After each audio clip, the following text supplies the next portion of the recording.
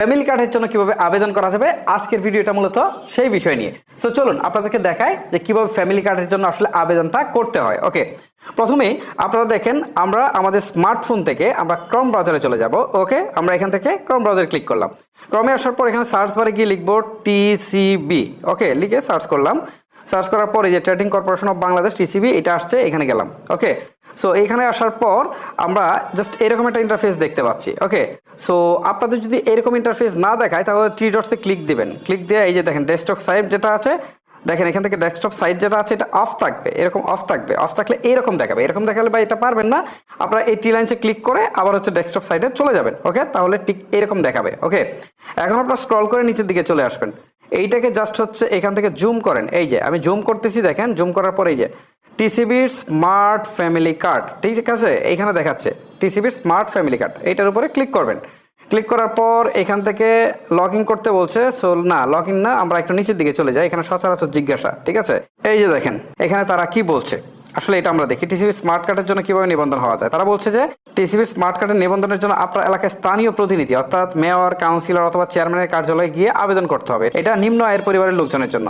তারপর হচ্ছে TCB smart card নিবন্ধিত হতে কি কোনো ফি দিতে হয় কিনা, না কোনো ফি দিতে হয় না। তারপর হচ্ছে টিসিবির স্মার্ট কার্ডের জন্য নিবন্ধিত হতে কি কি গুরুত্বপূর্ণ কি কি তথ্য দরকার হয়। এখানে হচ্ছে আপনার জাতীয় পরিচয়পত্র নাম্বার, জন্ম তারিখ আর হচ্ছে ফোন নাম্বারের দরকার হবে, ঠিক আছে।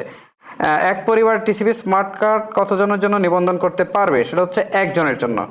টিসিবি স্মার্ট কার্ড কখন এবং কোথা থেকে সংগ্রহ করা যাবে। টিসিবি স্মার্ট কার্ড ডেলিভারির জন্য প্রস্তুত হলে নিবন্ধন করার সময় যে ফোন নাম্বারটা দিয়েছিলেন সেই ফোন নাম্বারে SMS দিয়ে জানিয়ে দেওয়া হবে যে কবে বিতরণ করা হবে, কত তারিখে, সব কিছু জানিয়ে দেওয়া হবে, ঠিক আছে।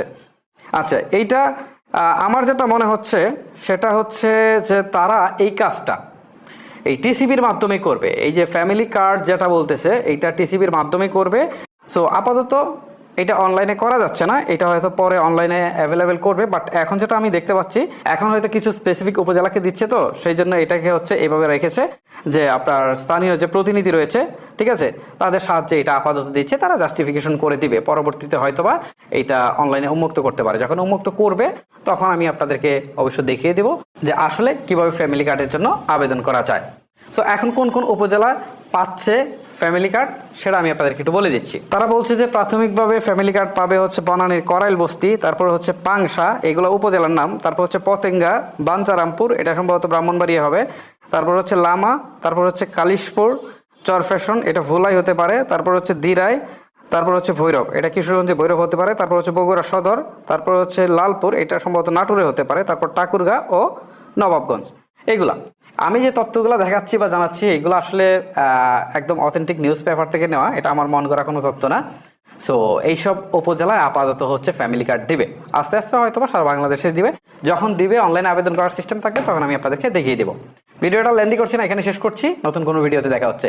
আল্লাহ হাফেজ।